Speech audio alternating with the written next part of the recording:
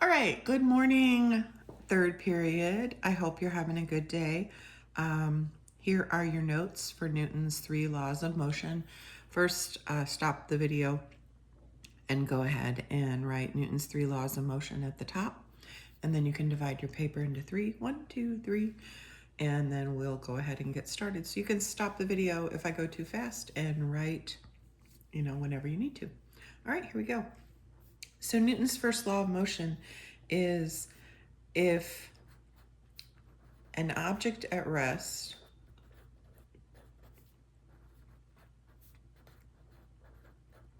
actually not the word if, so ignore that. An object at rest will stay at rest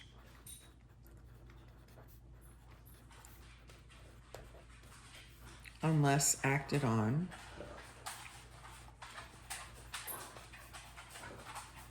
by an outside force. Sorry, my dogs are walking around the table with their nails making noise on the floor. And now he's decided to drink out of the water bowl, which is right next to where I am. Sorry. An object at rest will stay at rest unless acted on by an outside force. So if something is sitting still, like you have some grass, you have a ball of some kind sitting in the grass, it's going to stay there unless it's acted on by a force, unless someone picks it up or kicks it or something like that. And the reverse is also true. An object in motion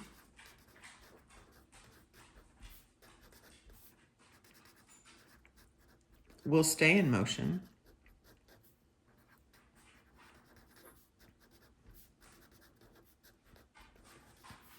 unless acted on by an outside force.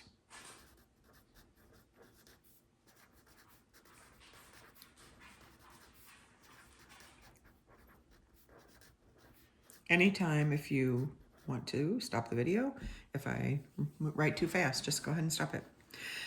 An object in motion will stay in motion unless acted on by an outside force. So a ball flying through the air, like a baseball, there it goes, flying through the air. It will continue flying through the air unless it's acted on by an outside force. The force of gravity, obviously, if it's on Earth, the force of gravity is going to eventually stop it. Or it's going to hit something, or someone's going to catch it. So that would be the outside force. In space, in theory, if you threw a baseball in space, it would continue going forever unless it got into a planet's or an asteroid or a moon's field of gravity, and then that object would pull it in. But yeah, I think we saw that in the video. There's a fancy word for the first law of motion. It is inertia, which is not at all spelled like you think it would be. It's I-N-E-R-T-I-A, inertia. Inertia is just a fancy word for this idea that an object is going to continue moving until it's acted on by an outside force. And the key word to remember for this law is seatbelt.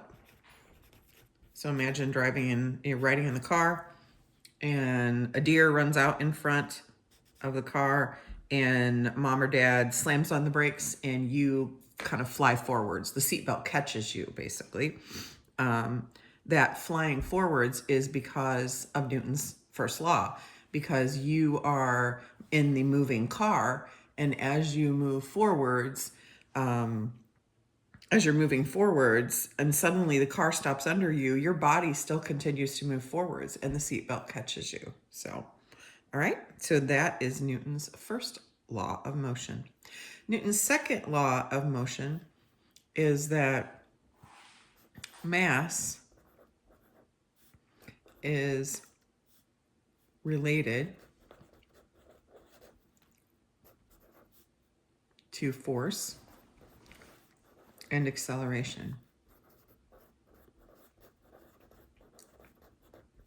That sounds really fancy. Mass is related to force and acceleration.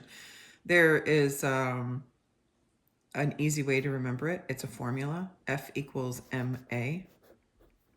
Any engineer in the world, this is probably the very first formula they learned when they took their first physics class. And it is force is equal to mass times acceleration. I'm just going to put ACC, acceleration. Okay, force is equal to mass times acceleration. The idea of this is the more mass something has,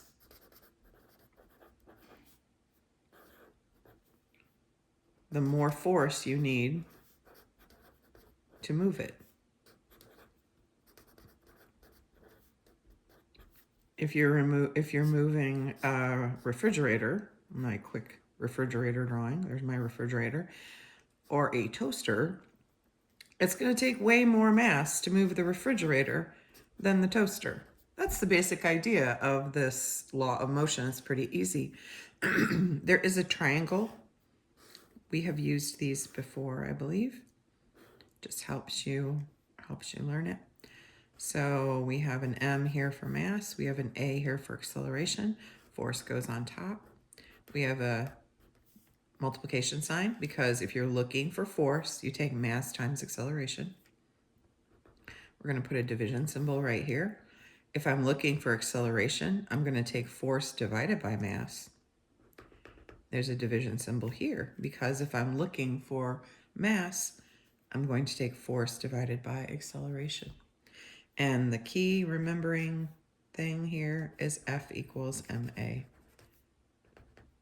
Okay? And then the third law of motion is for every action,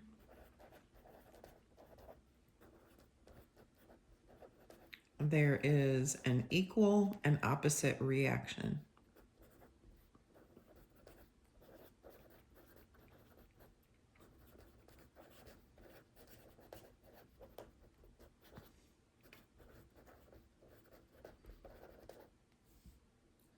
Your book likes to use the example of a shelf with a book on it. So here's our book on the shelf. It's sitting on the shelf. There is a force pushing down. The force of gravity is pushing the book down. The shelf has to have as much force pushing up on the book to hold the book up. So the key here is the arrows would be the same, showing that the force is the same. So if you think of, if the shelf was made of paper, for example, the shelf would not hold up a book. Okay, like, regular paper, like my notebook paper here. So the shelf has to be made of something sturdy enough that it can hold up the same amount of force that the book is pushing down. Think of things that in opposite directions. The kickback, if you've ever fired a gun,